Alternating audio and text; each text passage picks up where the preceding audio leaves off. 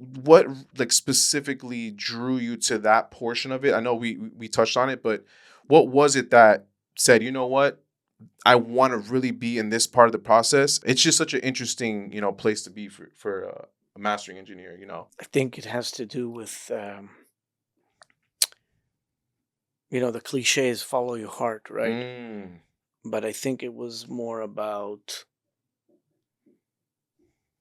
I felt strong about it because I felt that I can bring a lot to the table. mm, Like if you ask me if I can produce, I can probably produce, but there's people who can do it better because they have other skills that are needed in production that mm, are not always the technical side. Like some of them should, is like psychological. mm, Some of them is being a good diplomat or mhm, politician or whatever. mhm. You know, so and also some good producers can be not knowing music, and some could be knowing a lot of music, but a lot of the work behind production is not just technical. It's a Mm, lot of how to work with the artist on a personal level. mhm. Okay, some people are better at that. For sure.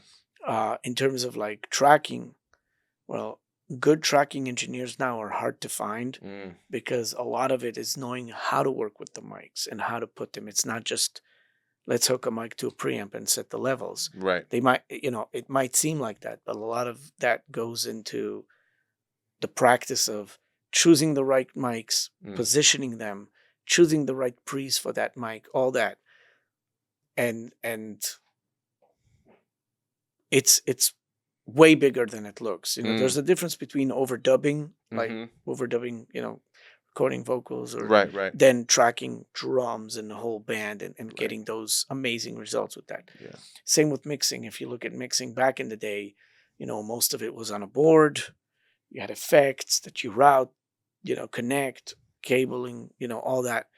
A lot of mixing today is also including drum editing, Mm, vocal tuning, a lot of those aspects that are in addition. mhm. Okay.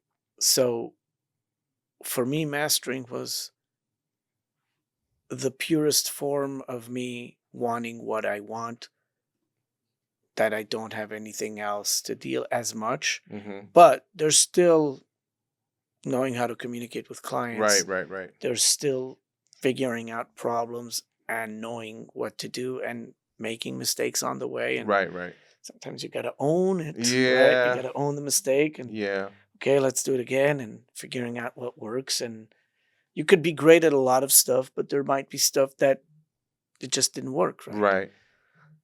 So I always felt that that was my calling. I know I made it kind of sound complicated, Right, but right. it is No, complicated. of course, of course. It's not simple at all. But that's probably what the calling was, Mhm. and I felt it very strong. And I think that that's what also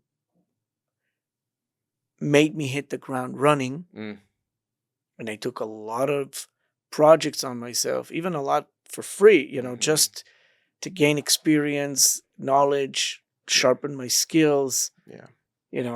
There's a cost for everything, and Absolutely. and it's time that you invest and lose, and Absolutely. money that you also lose, and Absolutely. relationships that also go with that too. And Yeah. sometimes you lose that just because you tried, Right. and they see, oh, you didn't do a good job. Now they don't think of you, even though you've improved since then. Right, right, right, right. Now you're like 10 years after, you're better, right? Oh, yeah, we remember we worked with Yeah. him 15 years ago or 10 years ago or whatever, and he was just starting out. He's probably still there. Wow. It's That can happen too. I know.